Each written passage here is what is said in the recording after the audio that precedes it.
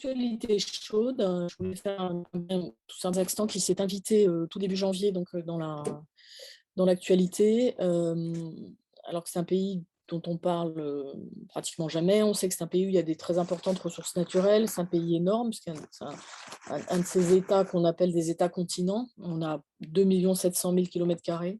C'est la 9e plus grande surface du monde. Et pourtant, on ne parle pas du tout autant du Kazakhstan que évidemment de la Russie, de la Chine ou des États-Unis. Ça va nous renvoyer à mon deuxième sujet, mon sujet de fond, qui est un sujet sur la possibilité du retour de Donald Trump aux États-Unis.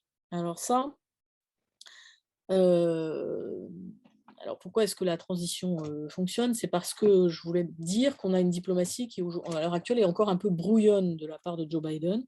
On a du mal à concevoir vraiment les objectifs à long terme. Pour le moment, évidemment, on sait qu'il est en train de remettre de l'ordre dans l'héritage de Trump, mais en faisant le lien avec les intérêts éternels américains, avec à la fois une volonté de se recentrer. Alors maintenant, une petite dérivation, petit pas de côté sur mon actu professionnelle méthodologique. J'ai été amenée au début de cette semaine à animer une table ronde organisée par le ministère des Finances, par Bercy, dans le cadre de la présidence française de l'Union européenne. Alors j'avais été contactée pour ça juste avant Noël, et ce processus a été pour le moins chaotique, mais j'en tire différents types d'enseignements. Bon, d'abord, sur le contexte de la présidence française de l'UE, qu'est-ce qu'elle apporte? On sait que les présidences de l'Union européenne, c'est finalement quelque chose d'extrêmement formel. L'État président n'a pas vraiment la possibilité de changer l'agenda de l'ensemble de l'Union européenne. Il peut néanmoins mettre en avant des objectifs, donc on a un vrai effet de leadership politique malgré tout. Alors passons rapidement à notre sujet Pacifique. Alors on a intitulé d'abord je rappelle une des raisons pour lesquelles je souhaitais en parler, c'est évidemment parce qu'il y a un grand débat sur le sujet Indo-Pacifique qui revient sans cesse comme un slogan, et aussi parce qu'on était l'année dernière dans la période qui précédait le dernier référendum sur l'indépendance néo-calédonienne, et qu'on était encore dans l'incertitude sur la faisabilité du référendum qui en fait a effectivement été organisé. Donc là, on a à la fois les développements de AUKUS, ok, voilà. Alors en plus, vous voyez Free World Maps, donc on voit tout de suite que c'est un Pacifique américain, celui-là.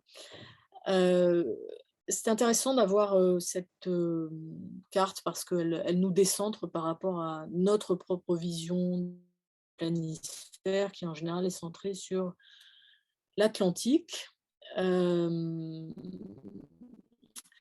Et mon premier point, c'est d'attirer votre attention sur le fait que la question des océans, elle change en fait de statut dans la géopolitique mondiale. C'est-à-dire qu'on observe de plus en plus ce que les militaires appelleraient une maritimisation, maritimisation des rivalités de puissance. Et cette maritimisation des rivalités de puissance, elle est passée par un changement économique, en fait, un changement des pôles économiques. Et c'est essentiellement sur ça que se jouent aujourd'hui les rivalités dans le Pacifique, c'est la montée en puissance des économies asiatiques qui donc utilisent en fait l'océan Pacifique comme lieu d'acheminement de leurs biens, en partie. Mais plus généralement, la mondialisation mondialisation économique a vraiment réhabilité l'importance de la mer et passer aux différents angles géopolitiques d'approche du Pacifique. Alors d'abord, vous rappelez que c'est le plus grand océan du monde, 160 millions de kilomètres carrés.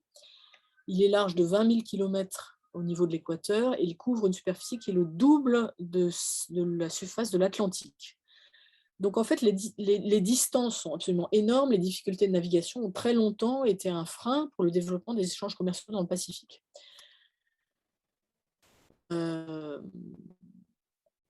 On a du mal à situer sur la carte ces micro-États, mais autour de enfin, on a à la fois des micro-États et on a des possessions, en l'occurrence française, par exemple, vous voyez la Polynésie française, très important. Vous voyez la taille de la Polynésie française, des eaux, maritimes qui sont associées à la Polynésie française.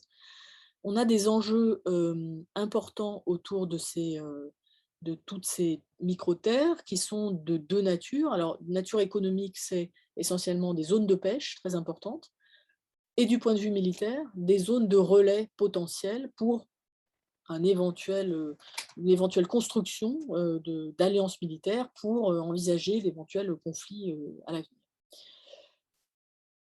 Cette, extrême fragmentation, quand on parle des États, indépendants de la région, elle pose évidemment un problème d'indépendance politique puisqu'ils n'ont pas forcément les moyens, d'avoir des objectifs géostratégiques qui soient, heu,